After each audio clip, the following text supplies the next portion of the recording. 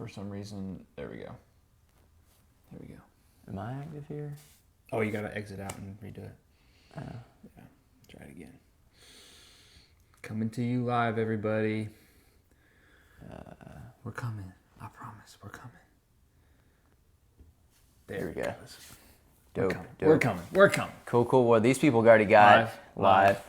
All right, guys. Man, it's good to be back, Bryant. So good. Sorry, let's introduce two favorite realtors on the internet. Sandy Roberts, alongside my co-host Bryant Lovett. We're great. We're thrilled to be here. Bryant asked me to start off the show with something that I hold near and dear to my heart, which is this state. Yes. Also known as the land of the longleaf pine. Yep. I know a lot of state trivia. Yes, In fact, a good friend of mine just gave me an Our State Magazine state trivia book. Oh, my. And so who knows when those things are going to be popping up. But Bryant asked me today to start with a North Carolina trivia question. Yes. So I'm going to pose it to the listeners here. At the end of this episode, he will bring you the answer. There we go. But we would like to see who's got the answer. I was going to say, drop it in the chat if you don't. This is, we're in real estate, land matters, so that's what our trivia is going to be coming out of that genre today. Ladies and gentlemen, do you know how many state parks are located in the state of North Carolina? Put your guess in the comments. Ladies and gentlemen, do you know how many state parks are located within the state boundaries of this, our homestead? So that's the question. Yeah. All right, cool. So an answer coming to you here soon. There we go. Don't forget. I will not let you bring forget. It on the backside. Okay, guys, we're going to go ahead and hit you with a few things. I cannot wait. Bryant's going to bring us some information on things you've probably heard that's been drumming around the internet, the news, maybe some, maybe you're talking about it, and that's going to be foreclosures. We're going to get to that. Yep. But let's start with the quick, since we've been gone. We've had a few things past couple weeks. That's right. So let's maybe kind of hit on where we are as it stands today, market-wise here, and just go strictly on numbers. Yep. The Wake County Register of Deeds came out with this report. November was freaking hot. There we go. Gosh. And on our edited version, we're going to have hot and some sort of cool graphic, right? Okay. No, it was. We closed in the... in November, there was 1.8 billion, that's billion with a B. With a B. Closed transaction dollars in the Wake County area. Now, that's insane. Yeah, it's insane. Yeah. That's way over what we saw in 2019. Way over. A slight dip, right, from October. Which is to be understood, but usually November and into December is kind of on the slower end. And hands down, if you look at any trends over the past 5 years, I mean, we are night and day above where we were, even in the past 2 or 3. Yep. So that's $1.8 billion, and the way we look at that is about 800 million of that were due to 2 relatively large commercial transactions. So let's factor that in. Yep. But we had about 3,500 closed deeds, with 97% of those were about $1 million or under $1 million. Yep. So, I mean, again, that's good. The median price point in the triangle, or rather in Wake County, was $320,000, which is still Who's buying in the $320,000 range? Right. Let me hear from you guys. Yeah, well, and then the hard thing, too, we've talked about that, that's not necessarily a kind of a starting home price point. Yeah. Or a first home price point. That's right. Which makes it a challenge. Yep. That was about $9,000 less than October in terms of median sales price. But I would, one stat, again, I don't have it here, maybe someone would know that I would love to know is where that median sales price, $320 for the, Wake County, how that actually plays out into places like, say, Mecklenburg with Charlotte. Yeah. Or even other, kind of relatively larger metropolitan areas like Austin, Texas, like maybe DFW is a little bit bigger, but maybe some similar markets, kind of mid-tier. Yeah. I would love to know where we rank. That's right. Like what's going on in maybe Knoxville, Tennessee. That's a great, absolutely. Portland's Richmond, probably a little, Richmond's better. Portland's a little bit bigger. And, Yeah. and maybe Austin's not an appropriate. Yeah, it's big. It's a big market. But Yeah. So I think two things play into that, and we just want to add those, and I'm going to punt it to this guy for the foreclosure That's right. talk. A couple things. I mean, the reality is this, 2021 is poised to be, we are, according to the Urban Land Institute, poised to be the top kind of real estate transactional market in the country. To watch. And that's over places. The next two are The next two are Austin and then Dallas-Fort Worth. Yeah. So two kind of Texas-based markets. We're beating Charlotte. And Charlotte, which was fourth? Fifth. We love beating. I mean, we love our Charlotte brothers and sisters, man. But do we? But do we? What do we? I know we got some haters on here at Charlotte. We do, but yeah. I spent a few years in Matthews, actually, growing up. Okay, so, all right. I do. And I love you, so I will be by careful. association. Got one more stat, just I think it's important to bring to this. Not only are we looking for a projected epic 2021, but coming off the U.S. Census Bureau from 2019, we see this, that Raleigh is ranked the 4th place to relocate from state to state. Now that's, again, we got to look a year ago, and I would say we probably jumped since then, if I had to guess. Yes. But we were the 4th ranked state where people are leaving to relocate in North Carolina. Yeah. And I'm going to imagine those are probably most likely between Charlotte and the Triangle. Mainly the Triangle. A huge percentage. Yeah, mainly the Triangle, right? Yeah, well, that's right. It's got to be. It's got to be. But it's just really good to know that that's what we saw in 2019, according to the U.S. Census Bureau. Yep. And that's only going to grow with the relocation, Absolutely. especially because that doesn't factor into what happened with COVID. Yep. And I think we could all tell a story of friends and family that have said, "Hey, let's go ahead and get out of the city and let's head to a place that's affordable living, cheaper undervalued real estate, all that's turning, great education system, and just beautiful parks and great people." That's right. I'm somewhat biased, so. These are the stats. We're trying to help piece together a narrative that gives you an idea of what to look for in 2021. Yep. But we would be remiss if we didn't talk about the reality that things have appreciated, inventory's low, interest rates are low, what's going to happen, and therefore the F word is being thrown around. A lot. And I know some of you thought, no. Brian, I've talked enough. Take us home on the foreclosure front. Foreclosures. Yeah, guys. We've got so much happening and a lot of moving pieces. Mm-hmm. And when we meet with folks, I mean, whether it's an elevator or it's a restaurant or it is, just anywhere out and about, we're running into people that ask us these questions. I feel nervous. I don't know if I should be purchasing. I don't know if I should wait until maybe 2021. Maybe I'll have more foreclosures available to me. That's that F word. There's the F word. And so we have a ton of folks that ask us that question. I meet with people on the regular. I have people within my client base that have actually hit the pause button because they think that perhaps everything, maybe COVID related, maybe election related, maybe just economically, the stock market is booming right now. That makes people actually nervous that it may head the other direction. Correct. And so there's a lot of moving pieces here. Par to none, the thing that makes people most insecure would be the fact that we have what is basically a hold on all foreclosures right now. Okay. Banks are not allowed federally. Federal mandate says you cannot foreclose on someone right now. Okay.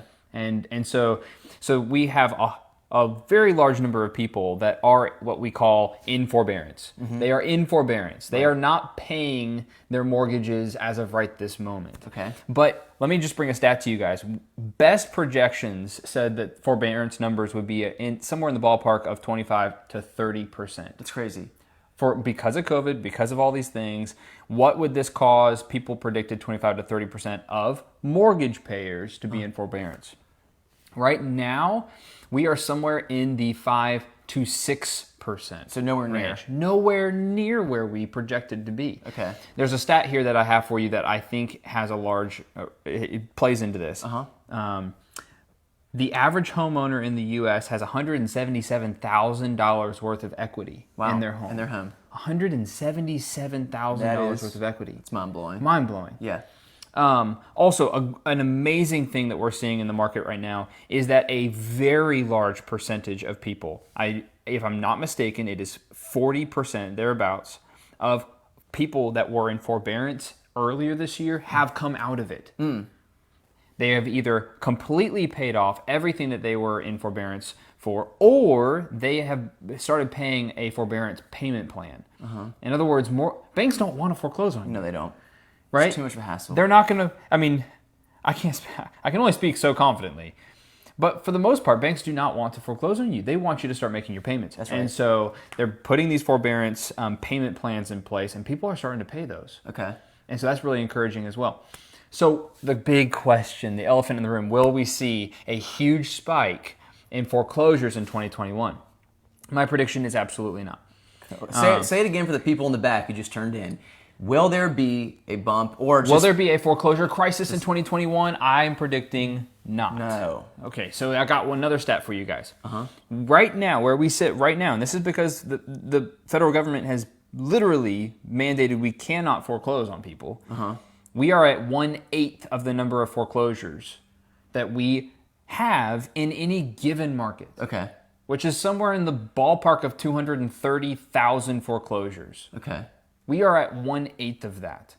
So we have, for 2020, that is it's expected that we would be 1/8. Gotcha. Okay, that means foreclosures would have to spike by 800% in 2021 to get to where we are in an average year. I don't think it's going to happen.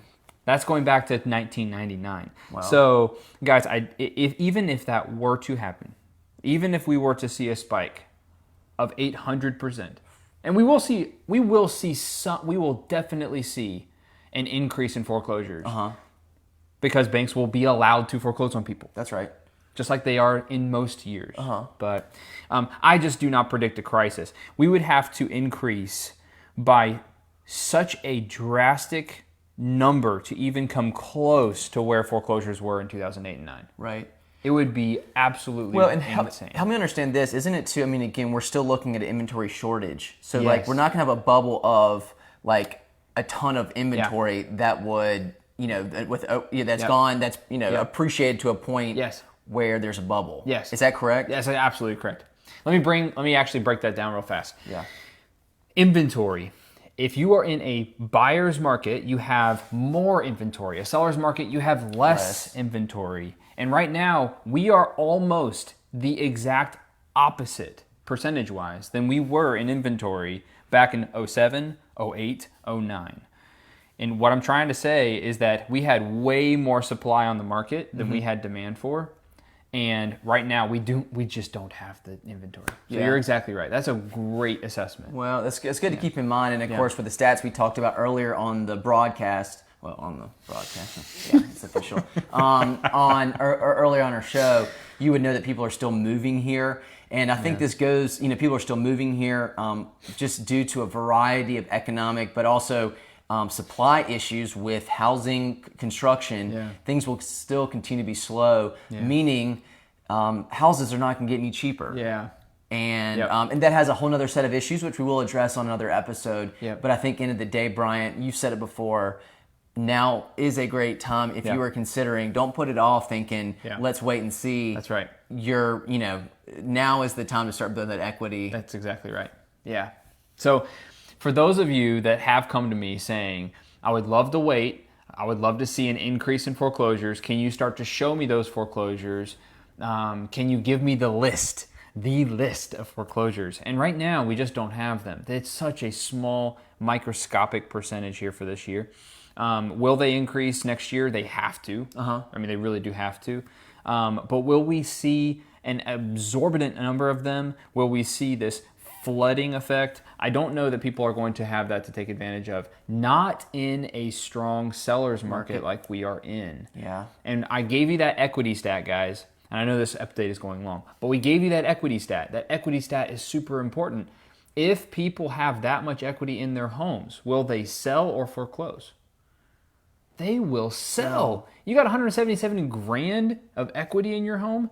I'm selling, taking that equity out, and I'm moving. Yeah. That's what's happening. That's exactly what's happening. So, yeah. Guys, we'd love to talk to you more about this. We know we've been number heavy today. So, hey, Bryant, let's end with this. I'm going to give him the trivia, but real quick. That's right. Christmas is just around the corner, which is crazy. Favorite Christmas song, what is it? Probably, the Christmas song. I would say probably the Christmas song. Or is it the Christmas Carol?